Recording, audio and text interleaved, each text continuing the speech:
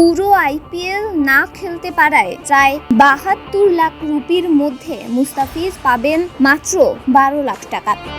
মুস্তাফিজুর রহমানকে Indian premier লিগের পুরো মৌসুম খেলতে দেয়নি বাংলাদেশ ক্রিকেট বোর্ড। আসন্ন জিম্বাবুয়ে সিরিজে ২রা মে দেশে ফিরবেন কাটার মাস্টার মুস্তাফিজুর রহমান।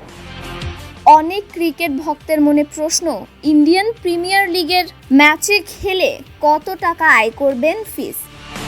এই খেলোয়াড় যত টাকা আয় করুক না কেন পুরো আইপিএল মৌসুম খেলতে পারবেন না বলে তিনি বিশাল আর্থিক ক্ষতির সম্মুখীন হবেন।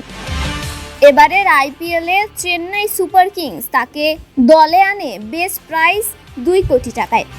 চলতি সপ্তদশ আসরে বাংলাদেশের একমাত্র প্রতিনিধি তিনি। আগামী ১ মে পর্যন্ত তাকে আইপিএলে খেলার অনুমতি দিয়েছে বিসিবি।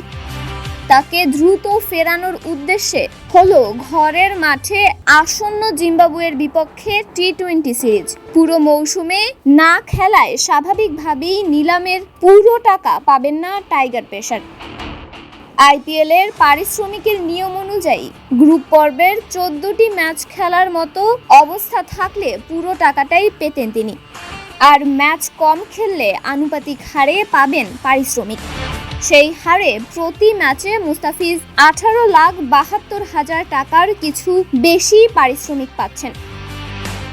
একই সঙ্গে দৈনিক ভাতা, ব্যক্তিগত ম্যাচ সেরার পুরস্কার, উইনিং বোনাস সহ আইপিএলে আরও অর্থ আয়ের উৎস রয়েছে।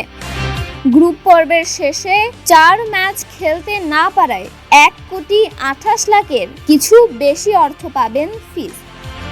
অর্থাৎ এবারের আইপিএল থেকে ভিত্তিমূল্য ২ কোটি থেকে ৭২ লাখ রুপি পাবেন না মুস্তাফিজ। এ সময়টায় জিম্বাবুয়ের বিপক্ষে সিরিজে ৫ ম্যাচ খেললে তার আয় হবে ১২,৫০,০০০ টাকা, যা আইপিএলের ১ ম্যাচের চেয়েও কম। তন্নি শিকদার, দৈনিক সকালের দুনিয়া।